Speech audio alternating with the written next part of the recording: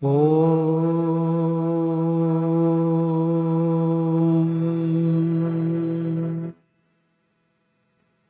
Sthapakaya cha dharmasya sarvadharmasvarupine Avataravarishthaya Ramakrishna te namaha. Namaskar to all of you. Welcome to the study of Bhagavad Gita. We shall first chant the 2 verses from the meditation on Bhagavad Gita and then proceed to investigate the verses and meaning of the Bhagavad Gita.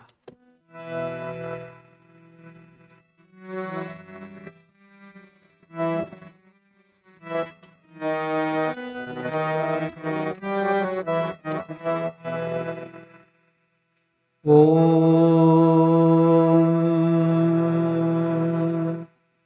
Parthaya Pratibodhita Bhagavata Narayanena Swayam Vyasena Grathitam Puranamunina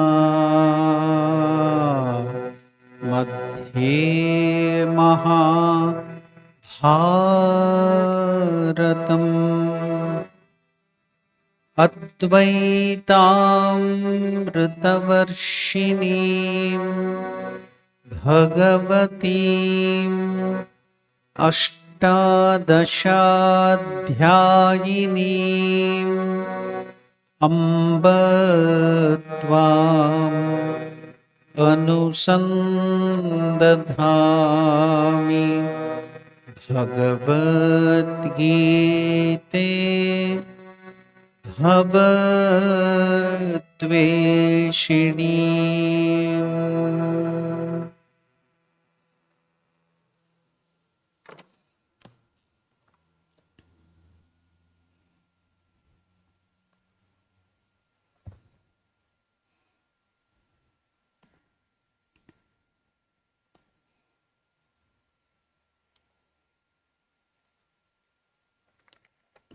We were studying the 22nd verse of the second chapter. Vasamsi jirnani yatha vihaya navani grunhati naroparani tatha sharirani vihaya jirnani anyani sanyati navani dehi. As a person sheds worn out garments and wears new one, likewise, at the time of death, the soul casts off its worn out body and enters a new one. Now, instead of going directly into this study, as a continuation in the last class, we were thinking about how did this happen? What is the difference? Why are some people going to study? Yes, we are not the body. They get the realization. But some of the people are happy with whatever they are and they continue to go on with their present situation. Now, as I have told you earlier, we have originated from the same source. Demons, gods, demigods, or human beings, everybody have come from the Prajapati, from Brahma. He created the progenitors. Who was that first person who create and continue this creation? From Brahma, it was Kashyapa Maharshi. Kashyapa Maharshi had 2 wives, Diti, Aditi. I have told that story. So the children of Diti became Daityas, the demons. The children of Aditi became the Devatas, gods, the demigods or the small gods like Indra, Chandra, Vayu, Varuna, all of them. Now, what made the difference? Though same parents, same training, same teaching, even Ravana also was from the lineage of Kashyapa, Maharshi. So that same lineage he comes down. But he became though he was a Brahmana, a human being earlier, how did he become a demon, such a bad person whom we consider as the villain? And every year during Vijayadashmi, we even burn him on the ground. We make a big image of Ravana, and Rama Lakshmana will come and shoot the arrow, and the fire will be put, and he's burnt all the time. Though he's also from the same lineage, why did he become like that? Let us go to this story from the Chandogya Upanishad. So one of the famous Upanishad in that, what is that? Once Brahma, the creator of the universe, announced, the self is sinless, ageless, and deathless one. So we have studied in the Bhagavad Gita, Krishna has told us. It has no sorrow, nor hunger, nor thirst. The goal of all its desire is the truth. Truth is the one thing worthy of its resolve. It is this self that has to be sought after. It alone one should seek to know. And one who seeks after the self and knows it gains possessions of all the worlds and wins all that is desirable. Now, who taught this? Brahma himself. See, now you should know, teacher, we go to the ordinary human teachers, but now the Guru's position itself is the creator Brahma. Whom can you find more greater than this? So, and who are the disciples? The gods and the demons. Heard this announcement made by Brahma and thought, we must know our self, the Atman, or the self, and seek this knowledge that promises all the worlds and so many other good things. See, what will you get? It has no sorrow, no age, no death, no hunger, no thirst. So the goal of all its desire is truth. And what is this? And one who seeks after the self and knows it, he gains the possession of all the worlds, win all that is desirable. So both gods and demons wanted it, wanted to know the truth, wanted to know their self. We must know this Atman or self and seek this knowledge that promises all world. Hence Indra, the king of gods, and Virochana, the leader of demons, approached Brahma with all humility of a disciple and requested him to impart this knowledge to them. Now Brahma accepted them as his disciple and asked them to stay with him for 32 years, like in the university or in the Gurukula, leading a life of bachelors. So bachelor life. So it is called Brahmacharya, and you have to do tapasya and study. So both Indra and Virochana stayed on living the life of Brahmacharya at the end of that period. Now Brahma called both of them, Indra and Virochana.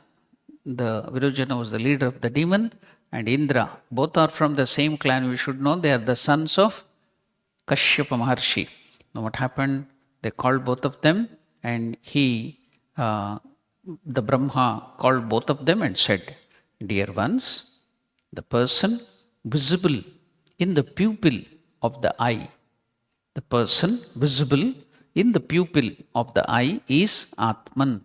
This Atman is the Brahman, the immortal and fearless. Go and see yourself in a pan of water and then tell me what you saw. Next day, when Brahma asked both of them to narrate their experience, they both said, Lord, we saw the self entirely as we are, the very image, even to the very hairs and nails. Now both of them thought they saw the reflection in the water and they thought it was their body. So they are telling Brahma, yes, we came to know our self is our body. Now go and adorn yourself and then look into the pan of water and tell me about your experience, said Brahma to both of them.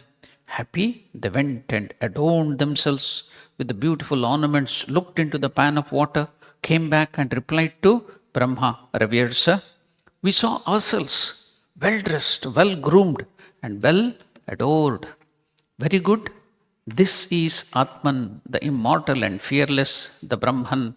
Thus confirmed by Brahma to them, they went back happily. Both Indra and Virochana went happy and very much satisfied in their heart. Brahma saw them going away and exclaimed to himself, whether they are gods or demons, they will inevitably, note these words of Brahma, they will inevitably perish if they are satisfied with the mere reflection of the reality.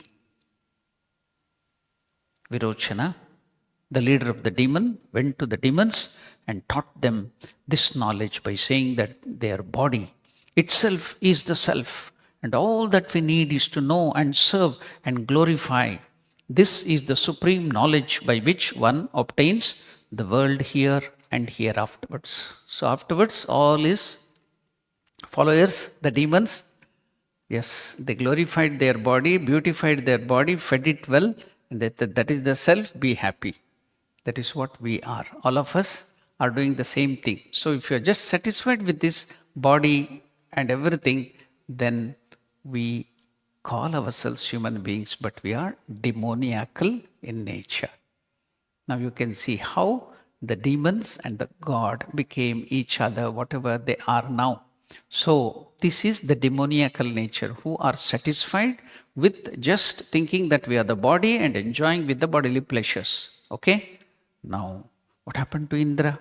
He too went. Indra was different from this Virochana. He had some good sattvic qualities. He realized that something is wrong with what he had just learnt about the Atman. He felt uneasy. He thought to himself that as the water reflects a well-adorned body, does it reflect a blind man if he is blind? A defective man if he is defective? If a body is destroyed or dead, then there is no reflection of the living body. How then could the body or its reflection be said to be the deathless Atman? It cannot be. He went back to Brahma and said, Lord, I see really nothing worthy in this body or in its reflection. Please give me the true knowledge about the Atman. Prajapati was very happy with Indra and asked Indra to stay with him for another 32 years. At the end of that period, after the great tapasya and brahmacharya, Prajapati or Brahma called him and said, that which moves about in dreams is Atman.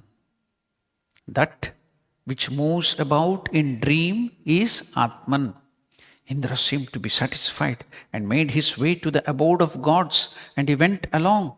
Again, doubt crept in his mind, and he thought, how can the dream self be Atman?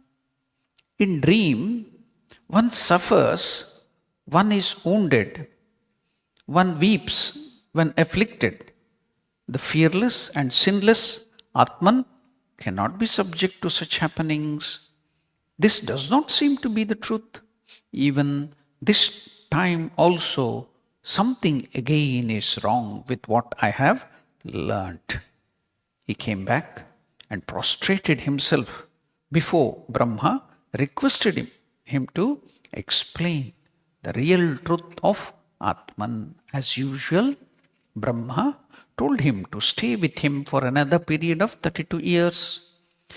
Indra was all prepared. At the end of this period, Brahma called Indra and said, the self who is full pleased and is in a happy mood, in deep sleep, is the Atman.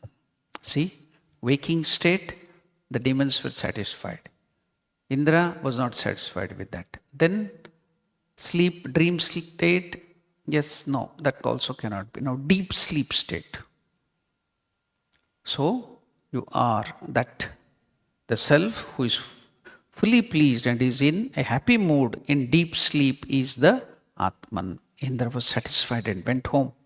But before he reached his palace, again doubt overwhelmed him, and he said to himself, in a dreamless sleep, the self does not know about itself. It is not conscious of its own existence. There is only ignorance. We do not know who we are. See, after your deep sleep, you are well rested and you feel very happy, joyful, and you wake up. Then what do you tell your friends? Oh, I had a very deep sleep. I didn't know what happened. It's ignorance. I didn't know what was there, but it was very pleasant. I didn't know anything. So it's ignorance. How can this be Atman? It cannot be.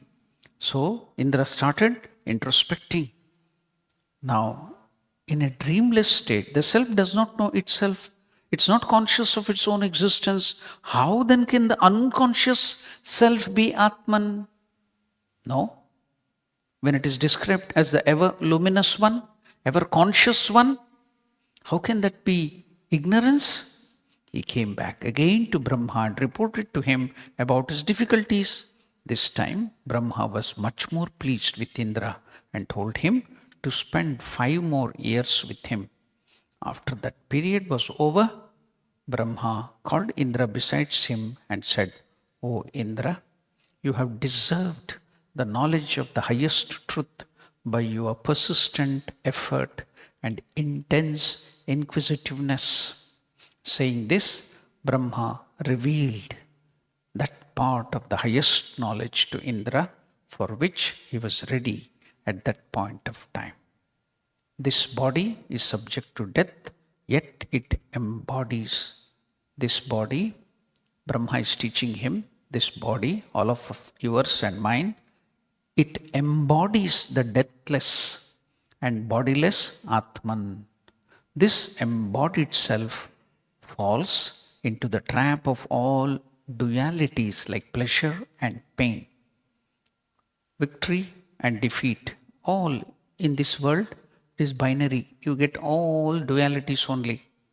But the bodiless Atman is not touched by any duality so long as the Atman resides in the body and attaches itself to them. It seems limited and restricted. But again, when freed from the body, becomes one with the infinite spirit. When the Atman leaves the body, goes wandering freely in the infinite worlds, the eye, the ear, the senses, the mind are there only in order that the Atman may see and hear and think. It is on account of Atman and in the Atman that the things and the beings exist. He is the truth and the final repository of existence. This time, Indra went back to impart this knowledge to the gods. He had no doubt the gods received the true knowledge and therefore live in full knowledge of their self. And because Virochana, the leader of the demon, was satisfied with the knowledge of the body as the self, the demons even today live in the ignorance, taking body as the self. Those of us who think we are body, keep it very nice, make it up nicely, do all the ornamentation and be happy, they are demons. Those who inquire, is this the truth? I want to find out the truth and go within, meditate and find out the truth, you become gods. Now, what we tell, gods got some liquid called nectar and they drank and they became immortal. No. What is amrita? Amrita means no. Mrita means death. That is amrita, nectar. So what is that? The knowledge of the self. That is what they drank. See, now you heard that story. They knew the knowledge of their own self, they realized it, and they became immortal. Were we not like the demons? We thought we are the body and we have to come again and again, death after death and birth and death and death. So now, through this story, we learned we ourselves will become demoniacal by nature if we just limit ourselves to this body. We ourselves become gods if we go deeper and find out the truth. So now you came to know we have to raise that wonderful explanation of Swami Vivekananda. What is that? What is religion? Religion is the process by which a brute is raised unto man and man unto God. Religion is the process by which a brute, we have the animal tendencies, we are controlled by the instinct. So we have to go above instinct. Now we are all controlled by some milligrams of hormones and enzymes. They control us. Instead of the dog wagging the tail is wagging us. Just one adrenaline will make you something. Just estrogen will make you something. Just testosterone is enough to disturb you. Just milligrams of it, we are gone. So where is freedom? See, that is animal instinct. So we are in this animal brutal world. Raise above this animal level to the intellectual level, that is the human. So religion is the process by which a brute is raised into man. What is the difference? Knowledge. You can think, you can discriminate between the right and the wrong. To raise from the animal level to the human level. From the human level, what did Indra do? To the divine level. That process, the transformation, is religion. So from the instinctive level to the intellectual level, from the intellectual level to the intuitive level. That is religion. So what are we doing? We are becoming demons instead of becoming gods, raising ourselves. How are we? I'll just give you an example. How are we becoming like that? After 10 years, the wife starts to think that their kid that child looks a kind strange. So she decides, she thinks that this is not she was complaining to the husband always. This child does not belong to us. Somehow some exchange might have happened. So the husband would not care for that. But the wife had that doubt, nagging doubt. So secretly she sent to the DNA test. Now the DNA test result comes, she finds out that the kid is actually from completely different parents, not their kid at all. Now the wife was eager to tell the husband. She called the husband, I have something very serious to tell you. Now husband asked, what's up? Wife, according to DNA test result, this is not our child. Well, I know that. How do you know that? Well, what happened? Don't you remember? When we were bringing out the child after the delivery, we were coming to the house. Then what happened? When we were leaving the hospital, you noticed that the baby had excreted, soiled. So now you told, what did you tell? You told me, change the baby. I went inside, instead of changing the diapers, this fellow husband changed for a new, good, clean baby and kept that dirty baby there in that came away. So you told to change the baby. I changed the baby. So there is nothing strange. I knew from the beginning. Now, then please change the baby. I'll wait for you. So I went inside and got the clean one and left the dirty one there. What is the moral? Never give a man a job that doesn't belong to him. Whatever might be. Now Brahma gave the job to find the Atman to the demon, and he found something else. So we are asked to find the Atman and we find something else like that. So we should not do that mistake again. So let us do the right job of finding the Atman correctly. Now we shall enter into the Bhagavad Gita, where it is very, very interesting. Last time we had studied this particular verse, that is the Vasamsi Jiranani Yata Vihaya. As I told you, it's very, very soothing. The fear of death goes away when we study that. So we shall now again go into the detail of this verse. I gave you the preparation because when we think that we are the body, we have all that suffering. So this here Krishna clarifies. The fear is taken out. Let us chant this verse again. Last time we had chanted this, again we will chant this.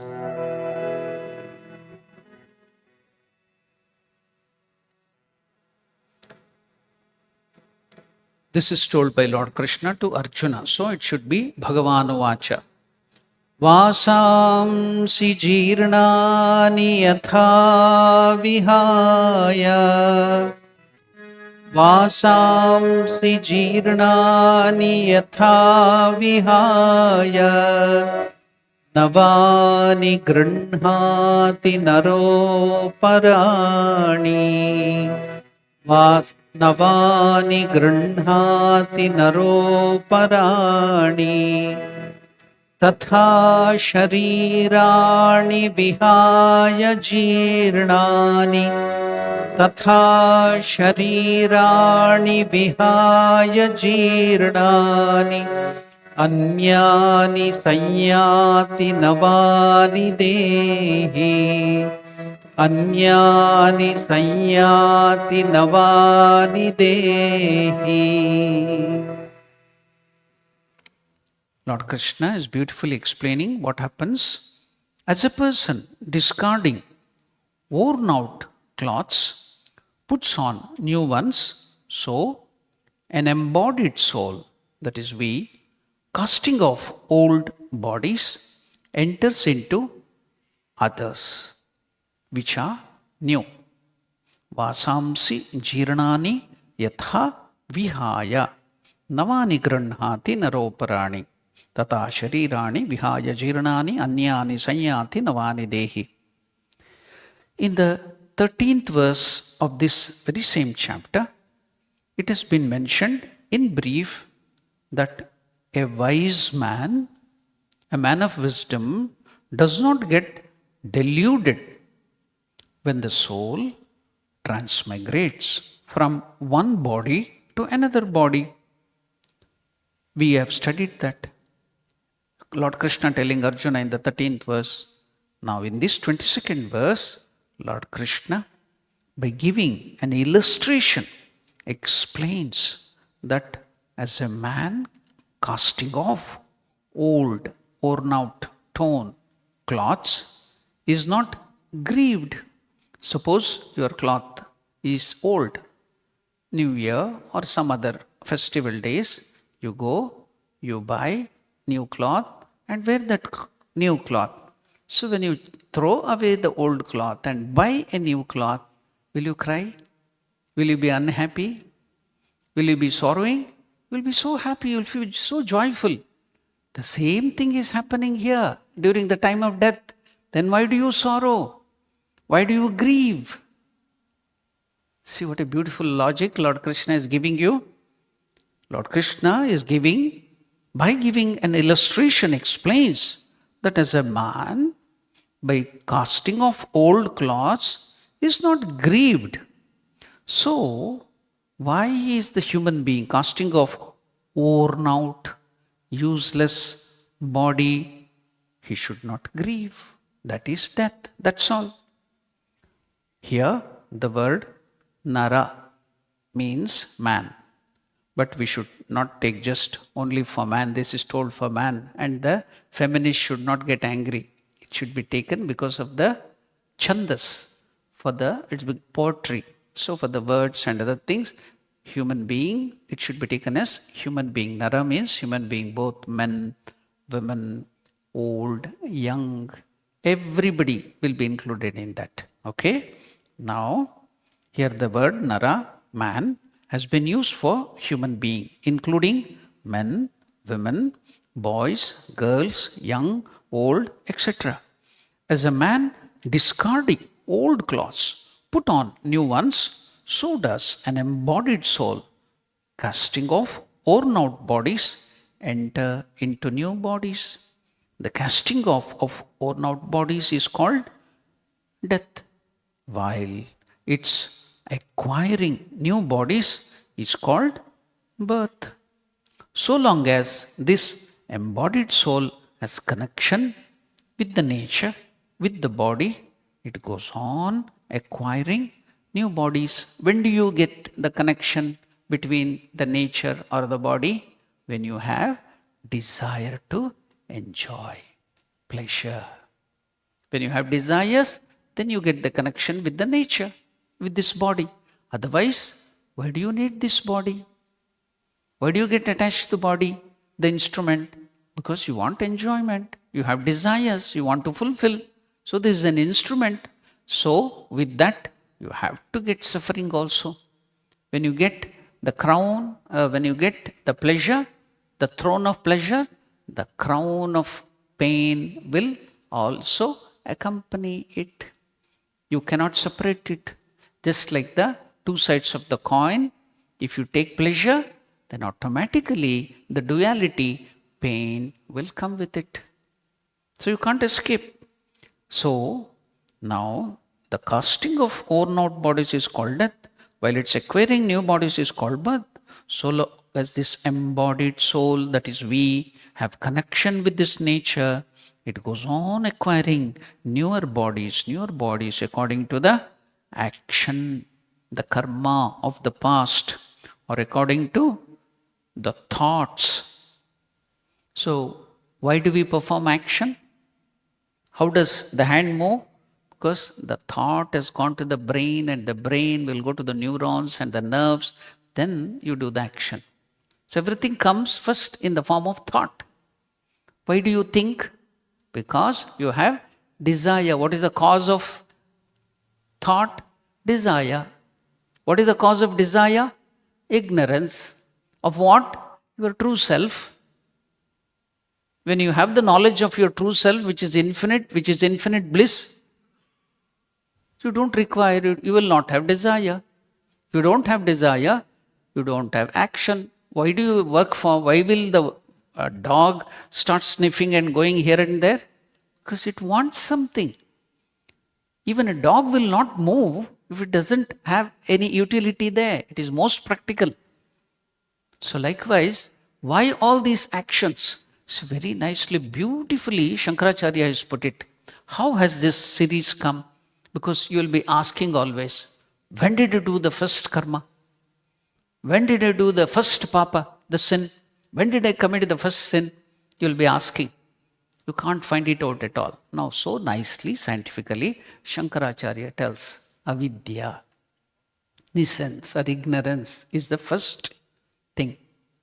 Then, because of avidya or innocence or ignorance, you get kama, desire. Because of desire, kama, then karma. See, that's beautiful process. Avidya, kama, karma. Then what to do? How to realize our true self? Reverse it. Vidya. What is vidya? Knowledge. What will it do? Nishkama. What is nishkama? Removes your desires. Then what do you get? The Lord, your true self. That's all. So beautiful. See how nice Shankaracharya has put it. So now, with this knowledge in the background, let us study here the term Sharirani. Why has Lord Krishna used the term plural? He could have told Sharira, but he is telling Sharirani. Bodies has been used in plural form. It means that so long as we, the embodied soul, does not get emancipated, it goes on acquiring new bodies, bodies after bodies, up to eternity. The bodies it has acquired are countless already. In future, we do not know. The term Dehi has been used to indicate all. Deha means body. Dehi means which embodies this body, is Dehi. In the first half of this verse, there is the mention of discarding of worn out clothes, while in the second half, there is a reference to casting of worn out bodies. So, How can the illustration of old cloths befit bodies? See, beautiful question now. What is that? When bodies of even children and young men die, it is not old, it is not torn, it is not diseased, but young people also die, children also die. How can this example be suitable? When bodies of even children and young men die, to that the answer is that end of age means the worn out bodies, whether they are of children, whether they are young men or old men. If you cannot utilize this body to fulfill your desires, it is of no waste. Then your body will discard it. The Atman or the subtle body will discard it. In this verse, the Lord, by using the terms yatha, as, and tatha, so, has explained that as a man, here when the word man is used, and women, children, everything, you have to take human beings, that as a man discarding worn out clothes, puts on new ones, so does an embodied soul, casting off worn out bodies, acquire other bodies which are new. Here now another doubt arises in our mind. See, we should clear all our doubts. We should think. We should not simply accept, as Swami Vivekananda used to tell, and Ramakrishna Paramahamsa also used to tell, Buddha also used to tell. Simply because somebody told, you should not accept. You should investigate. You should think. Then, after your reasoning faculty is satisfied, then only accept it. After the whole of Bhagavad Gita is completed, what was the last verse which Lord Krishna is telling to Arjuna? I have given to you everything in truth. Now, if you deem fit, you accept it, or else you need not. Freedom is given. It is not forced. What about other? Accept or sir cut. Your head will be cut off, or you will be burned on the cross or something like that. Accept or perish. What is Krishna is telling? You take whatever you feel it is suiting you. Otherwise, discard it. Nothing to worry. Freedom is covered. So what is the first sign of religion? The first and foremost, Swami Vivekananda tells, condition of religion is liberty, freedom. Without freedom, you can't progress in spiritual life. That's why in Sanatana Dharma, in our Hinduism, lot of freedom is given. Nobody forces you to come to temple. Nobody forces you to go to do any activities. So freedom, liberty is the first condition of spiritual growth. So you can see all that thing. Now that's why here it is explained, yes, let doubts come. You should investigate, you should reason it out logically, and then only accept it. So here another doubt arises that a man is free in casting off old clothes and putting a new one. But he is not free to cast off an old body and enter into a new one. See, did you get that idea? When we are putting on the new cloth and throwing away the old cloth, you are free. You do it with your will. But do you give up your body with the will? Do you want to give up your body? No, we don't. We are so attached to. So now, what is that? How can this example be satisfying for us? Here a doubt arises that a man is free in casting off old clothes and putting on new clothes, new ones, but he is not free to cast off old body and enter into a new one. The answer is that Lord Krishna does not mean to talk about freedom and dependence. His aim is to dispel the grief. His aim is to dispel the grief arising from the separation of a body. One should not grieve over the death of the body because the soul remains unattached and unchanged. From this angle, the example is appropriate. But if you realize God, or if you are a yogi, or if you are a devotee of God, and if you go intensely in spiritual life, then even that can be possible. You can choose your death. Yogis, they give up body at will. So many examples, not one or two. We have seen so many yogis doing that. We have heard, we have seen. And any other example in the Mahabharata? Bhishma. Bhishmacharya had the boon, Ichhamranatva. Whenever he wanted, he could give up his body. So on the battlefield, he waited until Uttarayana came from Dakshinayana. He was lying on the arrow because he wanted to sleep. So Arjuna made an arrow of bed of arrow and also pillow in the arrow.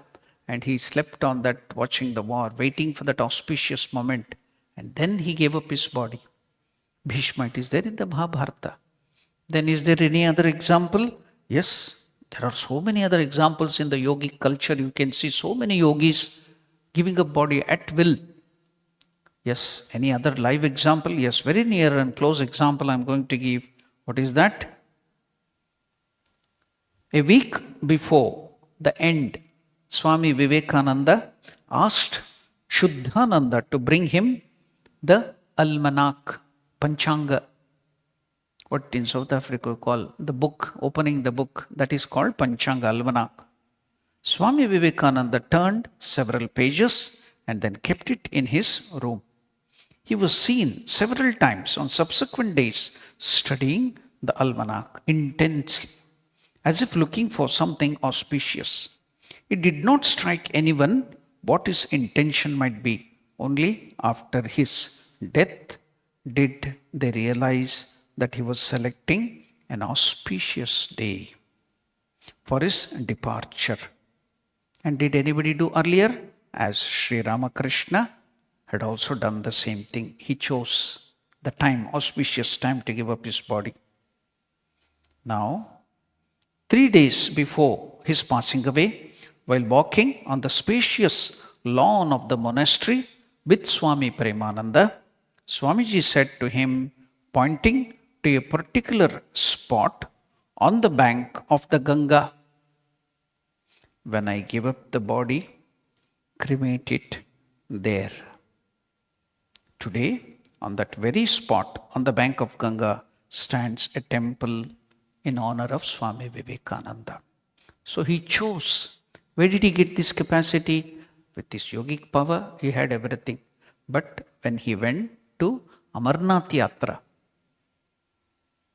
if any of you have gone to the Amarnath Yatra in Kashmir, you will know how cold it will be. He had just one lion cloth on his body, barefooted. He walked all the 36 kilometers. Now at every step there will be people there with the tents and langar to give you food, tea and massage and so many medicines, medical equipment and the security everywhere. All 36 kilometers there will be horses for you to go, mules and somebody to carry. If you give money, they will carry you in dolki, or you can also go in helicopter. But then when Swami Vivekananda went, nothing of that sort was there. It was the British rule. Very rarely people would go. So all that 36 kilometers, Vivekananda walked barefooted. That too, it will be minus freezing, ice everywhere.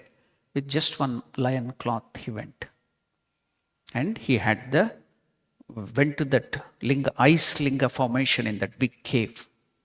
There not even any small, you can find any tree or anything because of the intense cold. So Swamiji went inside and he had the vision of Lord Shiva, where that ice lingam is there, Amarnath. And Shiva asked him, my child, ask me of a boon, whatever you want. His guru had given him Brahma Gnana, the highest. What did he want? So he told, if you want to give me boon, O Lord, give me Ichha Maranatva. What is Ichchamaranatva? Where I can choose my death. Whenever I want, I can give up my body. So, Swami Vivekananda asked, when Shiva stood in front of him, gave him the vision. What did he ask? Ichchamaranatva. To give up. So, see, very important. And in the same way, Swamiji chose the time and gave up his body in meditation. Now, we shall see that aspect too. So even you, if it was possible for Swami Vivekananda, even you can have it. Otherwise, if it is not possible for you, then Vivekananda also it was not possible. You too have that same capacity, only you don't exert it. If you do sadhana, you can also get that capacity.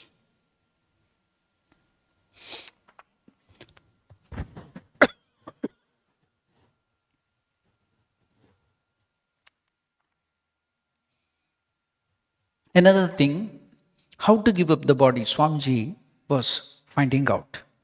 After instructing the disciples to make preparation for Kali worship, Swamiji asked Shuddhananda to bring the Shukla Yajurveda, one of the book of the Veda, from the library. When it was bought, Swami Vivekananda asked Shuddhananda to read the mantra beginning with the word Sushumna Surya Rashmi with Mahidara's commentary on it. Now, after listening Sushumna and other words, he is studying that. What did he see? The purport of Mahidara's commentary, maybe put that moon who is of the form of Gandharva, who is the Sushumna, that is giver of supreme happiness to those who perform sacrifices and whose rays are like the rays of the sun. May the moon protect us. That is the meaning here. Swamiji's desire to perform the Kali worship and his discussion on the Sushumna suggested that he was thinking about the time. He was planning to give up his body like a true yogi, passing through the 6 centers of the Sushumna canal we have in the backbone and merging the Paramatman in the Sahasrara, the crown of the head. So when he passed away, they could see there was bleeding in the eyes and the thing where the Sahasrara had opened and Swamiji had given a body through that. So now we will see the last moment, how Swamiji gave up his body. We will see that is also recorded in the diary of Belur Mutt. What happened? Entering his room, Swamiji said to his attendant, Brahmachari, Brajendra, my body is very light today. I feel fine. Please give me my rosary. Rosary is Japamala. He sat facing the Ganga. Before he began his meditation, he asked Brajendra to go to the other room and instructed him, wait and meditate till I call you. Do not come. Do not disturb me. After an hour, at 8 p.m., Swami called Brajendra and asked him to fan his head. Swamiji told him to open all the windows of his room because he was feeling hot. Then he laid himself down on his bed on the floor. He still had the rosary in his hand, repeating the mantra. After a while, Swamiji said to him, all right, no more need of fanning.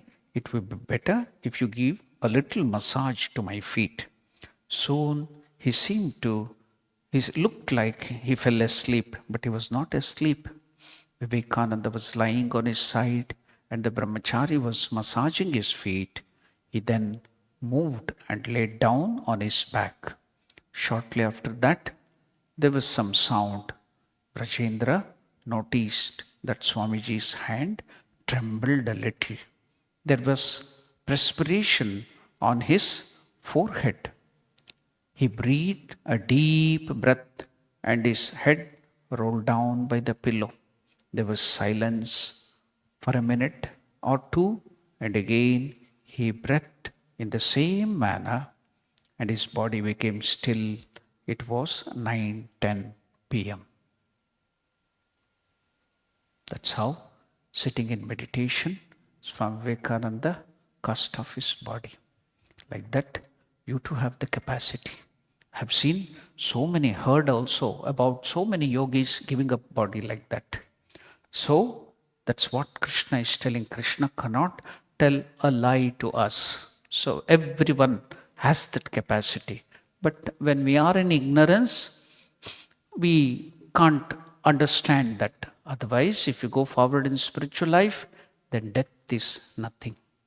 It cannot cause you any fear. You will not grieve for death. So now, another question that arises is that man is happy by discarding old clothes and putting on new ones, whereas he feels grieved while casting off an old body and getting a new one. The reason is that a man, by identifying himself with a body, wants to live long and thinks of death of the body as his own death. Thus, he gets sad. The grief or sadness is the result of the desire to live, not because of death. He's not afraid of death, but he has the intense desire to live. I may live. This desire is latent. He has to die. And that causes grief. But if he were to discriminate between the real and the unreal, he need not be sad. He rather rejoices. Thus, it is because of his ignorance that he weeps. In his ignorance, he is like a child who weeps while his old clothes are taken away. The child is not caring for the new cloth.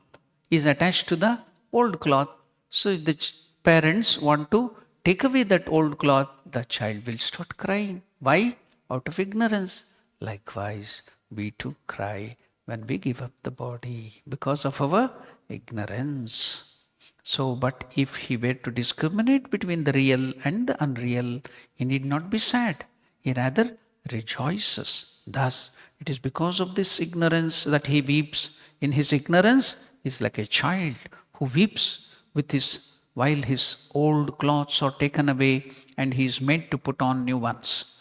To remove this ignorance, the Lord here, Lord Krishna, has used yatha, as, and tata, so, words, by giving an illustration of clothes.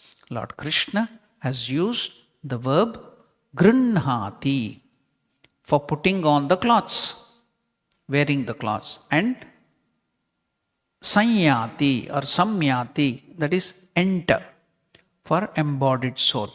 Because people generally think out of ignorance that man changes clothes living at his own place, while an embodied soul has to go and enter new bodies. So, Lord Krishna has used these two verbs, keeping the worldly point of view in mind.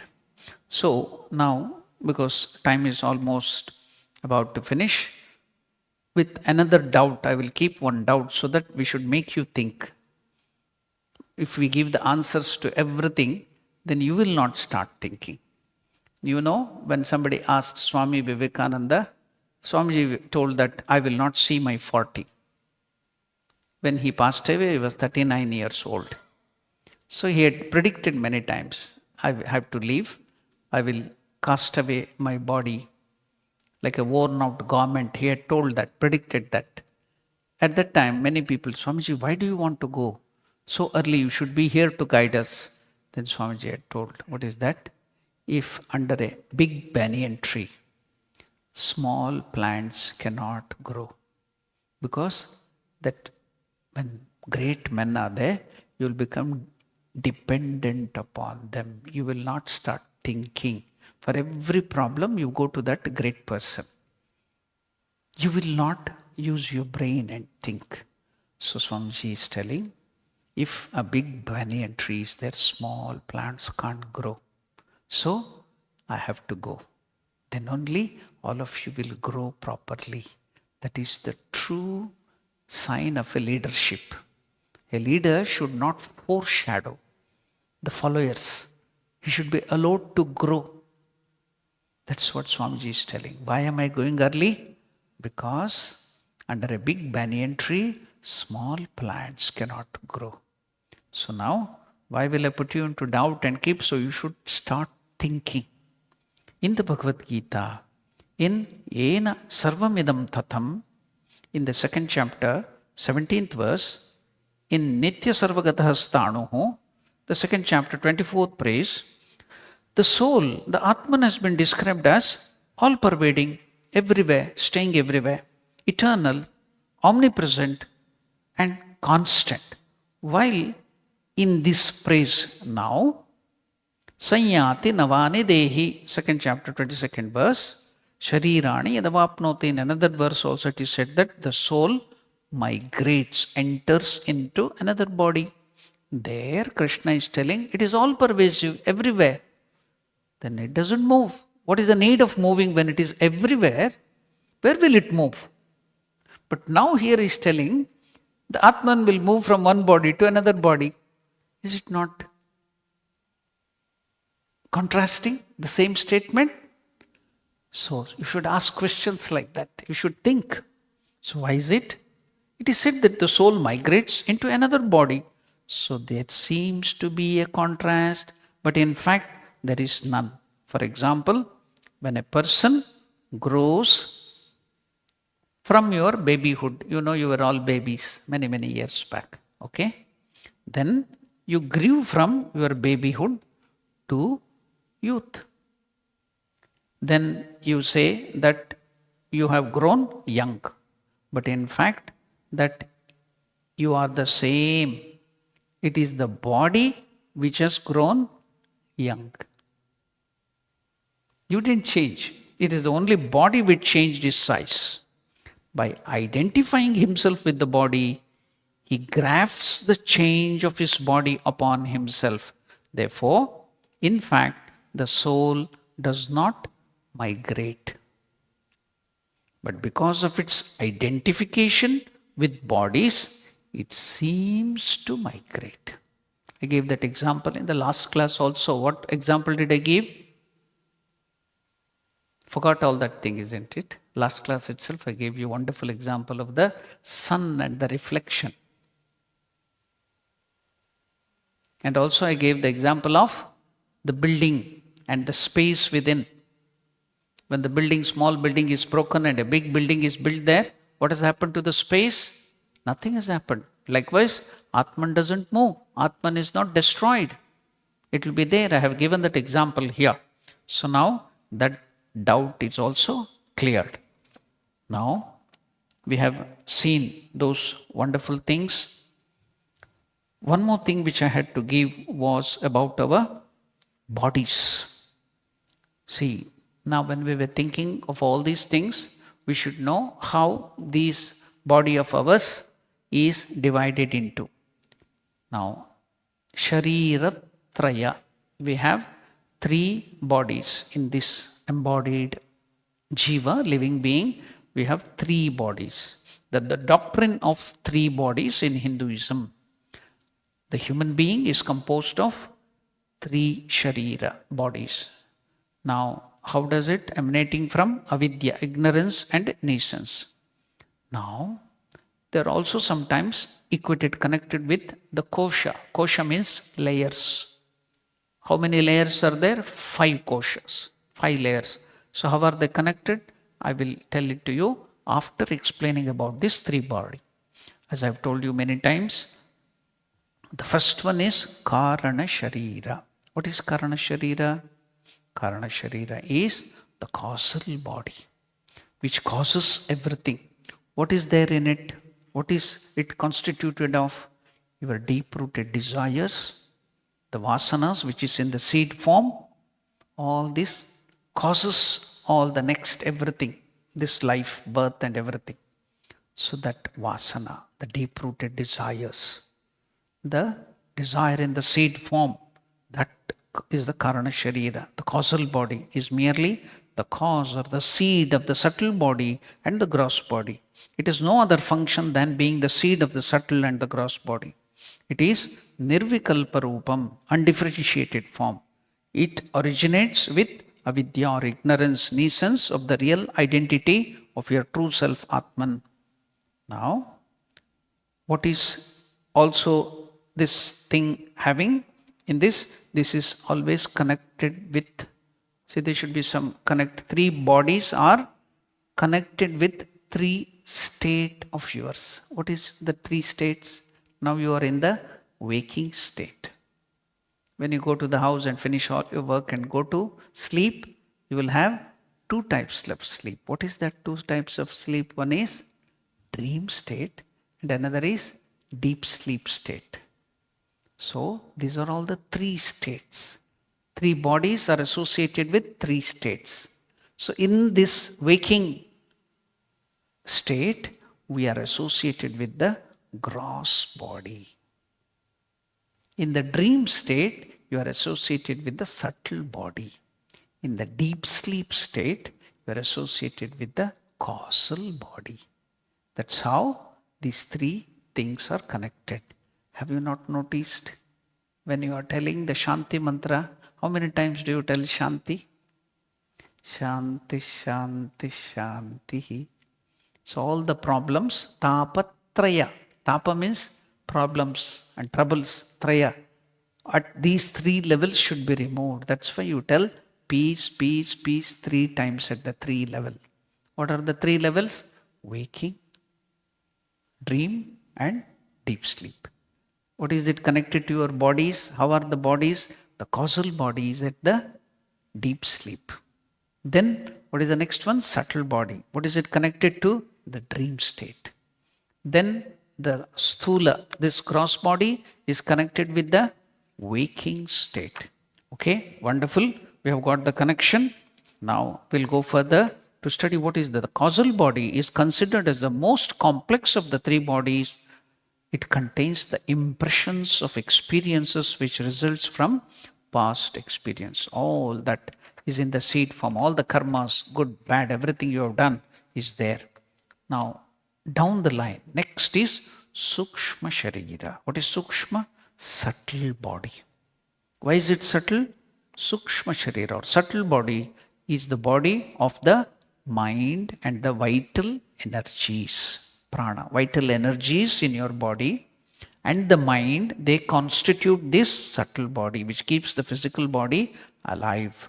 Together with the causal body, it is the transmigrating soul or jiva. This is the one which migrates from the one body during the time of death. It is not the Atman. So tell something is entering, you see some ghost, something color, this one. This is the subtle body. You see ghosts, you see other things, that is the subtle body, nothing other than that. That's all. So what moves from one body to another body, gross body, is this subtle body. Carrying the past impressions, your desires and everything, karana sharira, it moves. So it is not the Atman. So it's clear now. Okay? Now, separating from the gross body upon death, this is transmigrating soul. The subtle body is composed of 5 subtle elements. What are they? The elements before they have undergone. What is that? Akasha, Dvayu, Vayu, Agni, Apaha, Apah, Prithvi, Prithvyam, Oshadayaha. So, Akasha, that is not space, it is ether, the original matter. Akasha, Dvayu, air. Vayu, Agni is fire. Agner, Apaha, Apa is water. Then Apah, Prithvi. The 5th one is this earth. So these 5 elements constitute them. So now we shall see still more details of what constitutes this subtle body. What is that? Shravanadi Panchakam. It constitutes the 5 organs of perception. What are they? Eyes perceive, ears perceive, skin, tongue and nose. The 5 senses of perception, 5 organs of perception. Then what are the other things which are there in the subtle body? Vagadi Panchakam, the 5 organs of action. What are they? Speech, hands, legs, anus, and genitals. Then what is there in that?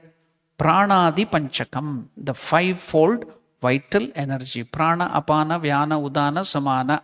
These are the 5 the energies in our bodies. Then what else is there in this subtle body? Manas, our mind. Buddhi, the intellect, discriminating wisdom. So these are the things which constitute this subtle body. So we have come to know about these bodies, 2 bodies. What is that remaining? Sthula Sharira, gross body, or Rupa Sharira, the body with form. So it has a name. The gross body is the material, physical, mortal body that eats, that breathes, that moves, that acts. It is composed of many diverse components produced by one's own karma actions. Why there is so much differentiation? Maybe the same twins or even same father and mother, 5 or 6 children, all are different. Not only in body, nature and everything. The voice is different, everything is different. Why? The difference is because of your karma, your character, guna. Guna also, why does it come? Because of your karma. So it is the action. So one's karma in past life and this life, and out of the elements which have undergone Panchikarana, combining of the 5 primordial subtle elements. It is the, what is this gross body then? It is the instrument of the living being. It's our instrument. What for? Experiences, which attached to the body and dominated by ego, uses this body's external and internal organs of sense and action. The jiva, the living being, identifying itself with this body in its waking state, enjoys gross objects. On its body rests man's contact with the external world. Once you give up this body, you don't have contact with this external world. You go to a different world. The Sthula Sharira's main feature are Sambhava, birth, Jara, old age or aging, and Maranam, death. These are the features of this Sthula or the gross body. And it is connected with the waking state. And this is the Anatman or unreal. So you have learnt all these things, isn't it? The 3 bodies. Now, how are we to connect with the 5 sheets? I think now time is up. I can't take up the 5 sheets. So that 5 sheets, I've just mentioned it. What are the 5 sheets? The first one is the Annamaya Sharira. Anna means food. The food which we eat goes to prepare this gross body, Sthula Sharira. So that is called Annamaya Kosha. Then in the Sukshma Sharira, in the subtle body, there are some more koshas. What are they? The Sukshma Sharira, subtle body, composed of prana, vital energy. So it is called Pranamaya Kosha, the sheath of energy. Then what is the next one? Manomaya Kosha. What is that? The sheath of mind. Still internal is Vijnanamaya Kosha. What is that? That is the sheath of intellect. Then the next one is Karana in the Sharira, Karana Sharira, the causal body. Then we have the Anandamaya Kosha. So these are the 5 layers. Just like you are wearing so many bodies, the dress in the cold time, you will have coat, shirt and inner vest and so many other things. Like that, these are called sheaths. So first one is Annamaya Kosha, caused by food. Then Pranamaya Kosha, energy sheath. Then Manomaya Kosha, the mind sheath. Then Vijnanamaya Kosha, the intellect. And finally Anandamaya Kosha, which is associated with joy, with the Karana Sharira. So now we have studied about our body and the 5 layers. So with this background, you can understand this Gita verse properly. So what are we giving up, or what are we discarding, or what are we going to, is we are giving up only the gross body during the time of death. And what are we taking during the time of birth? It is only the gross body. So death is nothing but casting of the gross body. That is what Krishna has told here. Vasamsi jiranani yata vihaya. To understand that, I wanted to tell you about the different bodies. Then is Atman moving here and there? No. Then what is that moving? It is the Sukshma Sharira, subtle body, and the causal body combined. Atman is all pervasive. That is your true nature. It is everywhere. It is infinite. So many other beautiful qualities we have studied earlier. We will study in our next verse. That is also very beautiful verse. As I told you, Nainam Chindanti Shastrani. The sword cannot cut. The water cannot wet it or drown it. The fire cannot burn it. That is your Atman. So where is death to you? How can death come to you? That is the next verse, beautiful verse. Now, I also told you, one American senator, her name is, you can Google, you can go to the words of, in the Google and tell for Tulsi Gabbard, talking about Bhagavad Gita. Type in your Google. Okay, what is that? Her name is Tulsi Gabbard. Video is there. Tulsi Gabbard is her surname. Tulsi is her name. From childhood, she studied. Her parents used to teach her Bhagavad Gita. In the military, she was in the military, American military. She went to the Iraq. There, all the bombs and other things killing her colleagues. They were in trauma. Even if they were alive, they were going in the body bags and shattered hands and legs and wounded. So all were in sort of trauma. This lady came out healthy without any problem. Why? She gives the credit to Bhagavad Gita. I'm not the body. I'm the Atman.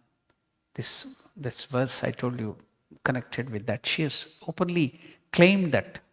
Nainam Chindanti Shastrani. The sword cannot cut. The fire cannot burn. You are that Atman. Next verse is that. We will study that maybe next year. Today we will stop our study here with the chanting of the meditation verses on Bhagavad Gita.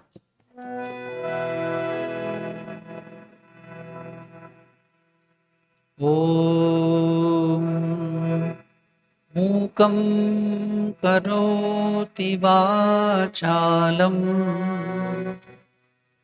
Panghum Langhayate Girim Yat Kripa Tamaham Vande Paramanandamadhavam. Om Shanti Shanti Shanti Harihi Om Tat Sat. Shri Ramakrishna Arpanamastu.